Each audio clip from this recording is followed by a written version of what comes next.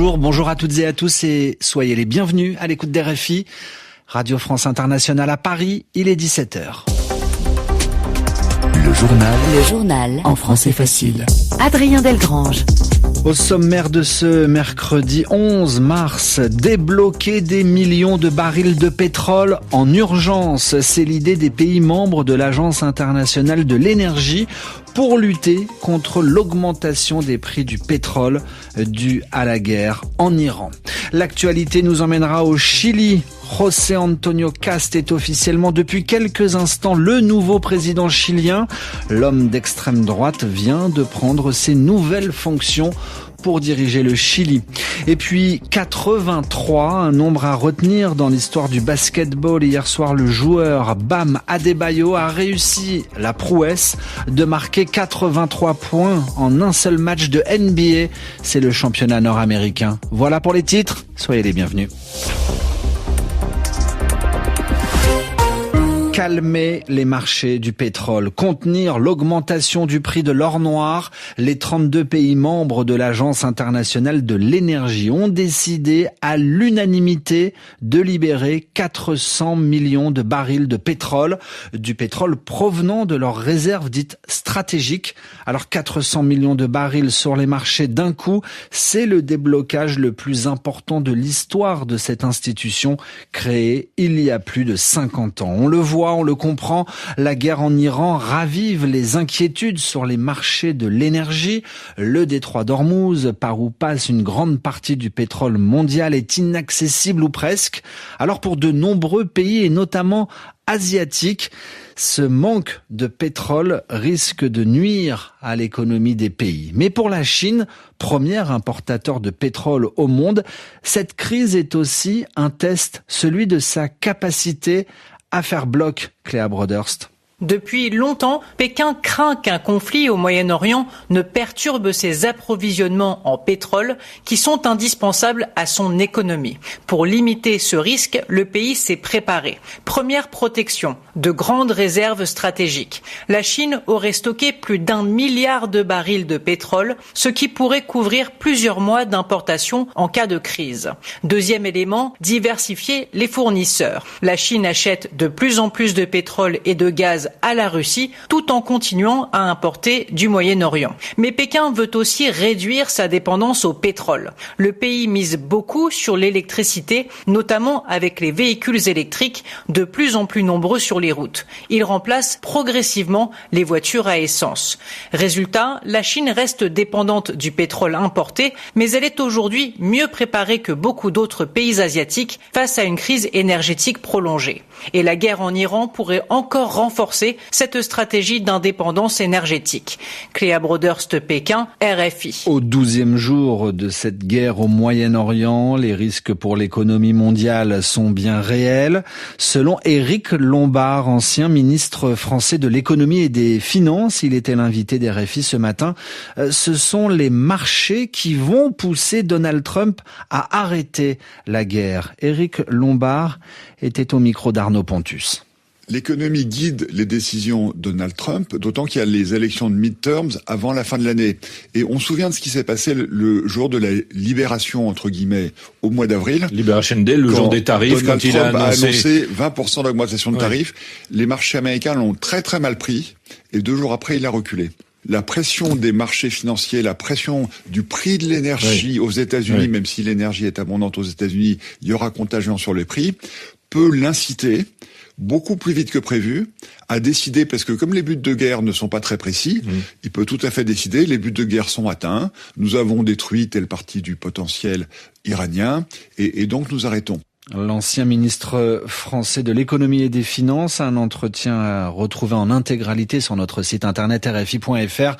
Un dernier mot pour dire que le président américain vient de déclarer qu'il ne reste pratiquement plus rien à frapper en Iran et que le conflit pourrait se terminer bientôt. Le journal en français facile. En français facile. Emmanuel Macron annonce la mort d'une humanitaire française dans une attaque à Goma. Nous sommes dans l'est de la République démocratique du Congo. Une habitation qui abritait des civils a été touchée la nuit dernière par une explosion. Il était environ 4 heures. Les circonstances de l'incident restent encore floues à ce stade. On sait simplement qu'une humanitaire française qui travaillait pour l'UNICEF a été tuée. C'est peut-être le jour le plus important de José Antonio Cast. Le nouveau président chilien prend officiellement ses nouvelles fonctions de président. Il prend donc les rênes du pays. L'homme d'extrême droite succède au président de gauche, Gabriel Boric. Les Chiliens ont élu José Antonio Cast en décembre dernier pour son programme de lutte contre l'insécurité, de relance de l'économie du pays, mais aussi sur son discours anti-immigration. Le nouveau président chilien a prévenu qu'il expulserait les migrants sans papier présents au Chili s'ils ne partaient pas d'eux-mêmes. À Santiago, correspondance de Neila de Rouanet. Il y a certaines nuits où Annie Quintero a du mal à trouver le sommeil. Je suis anxieuse, inquiète, tout est incertain. Il y a 4 ans, elle décide avec son époux et leurs 3 enfants de quitter leur pays, le Venezuela. La vie y est trop difficile et l'insécurité trop grande. Il y a eu 3 enlèvements dans la famille de mon mari. Annie et sa famille entreprennent alors en pleine pandémie de venir au Chili. Mais les frontières sont fermées, ils entrent alors dans le pays clandestinement par voie terrestre. À cause de cela et malgré plusieurs gestions administratives, il lui est aujourd'hui impossible de régulariser sa situation migratoire. Alors même que je suis médecin, je ne peux pas exercer mon métier car je n'ai pas de papier. Et aujourd'hui, elle redoute l'arrivée du nouveau président José Antonio Cast. Lui, il pense que les bons migrants, ce sont ceux qui ont des papiers et que les autres, ce sont de mauvais migrants. Cast a annoncé vouloir expulser les migrants en situation irrégulière. Camila Araya, avocate spécialiste des questions migratoires. Aucun autre gouvernement n'avait autant mis l'accent sur la migration avec tant de menaces et de mises en garde.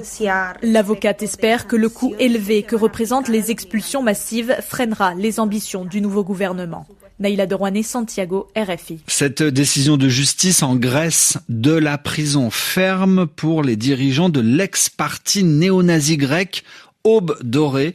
Son fondateur et un ancien député européen ont été condamnés aujourd'hui à 13 ans de prison par une cour d'appel d'Athènes pour le meurtre d'un rappeur antifasciste. Il s'appelait Pavlos Fissas. Il a été tué par des membres d'Aube dorée. C'était en 2013. Dans l'actualité européenne, l'incendie d'un autocar qui a fait 6 morts hier soir près de Fribourg en Suisse a, selon les premiers témoignages, été déclenché par un homme d'une 60aine d'années, présenté comme marginal et perturbé. Il s'est immolé à l'intérieur du véhicule, annonce les autorités suisses.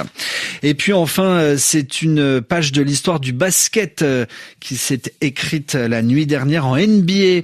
Le pivot américain Bam Adebayo a inscrit à lui tout seul 83 points, une performance sensationnelle pour le champion olympique 2024 avec les États-Unis. Victor Misistrano.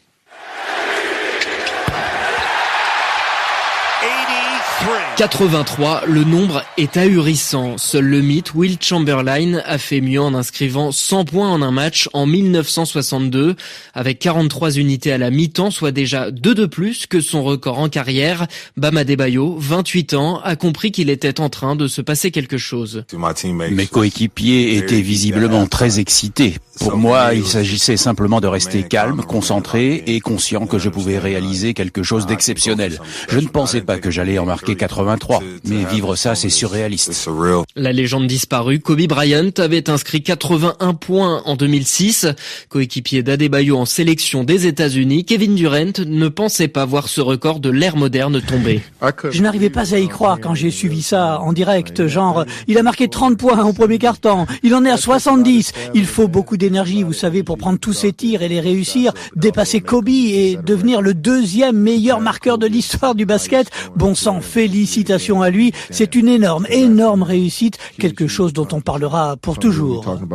Une performance immortalisée par une photo iconique dans le vestiaire.